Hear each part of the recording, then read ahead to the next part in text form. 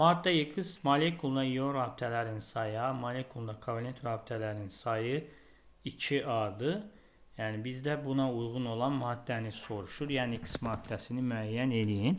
Gəlin bir-bir baxaq. Birincini yazaq. Birincidə natrium karbonatı yazdırıq. Natrium 2CO3. Deməli burada mərkəzi atom qədər kovalent rabitə olur adətən normal duzlarda və yaxud da belə də tapırdıq. Oksigen valent 3'e 6 dənə ümumi rabitə vardı. Onun natrium valentini onun indeksinə vuranda 2 dənəsi iyondur. 6-dan da 2 çıxanda 4 dənə də kovalent. Bəli, A, 2A bir uyğun gələcək. İkincisi olur nə? Kalsium sulfat, kalsium SO4 deyə bir maddəmiz var. Burada yenə oksigen indeksi 4'dür. 2'ye vuracağım.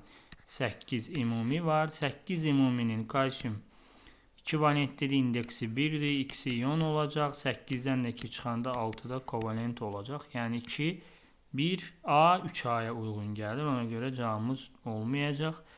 Üçüncüyə baxaq. Kalsium sulfit verib. Kalsium SO3. Burada 2'dir. 6 dənə ümumi rabitə var yenə. Kalsium valenti 2 indeks 1'dir. İkisi iyondur. 4 dənə də kovalentdir. 6'dan 2 çıxanda 4. Bəli, A, 2A'ya uyğun gəlir. 3'də olacaq. Kalsium sulfid verib orada. Kalsium yəni 4-cüdə. Kalsium S olacaq. Burada da kalsium formadadır.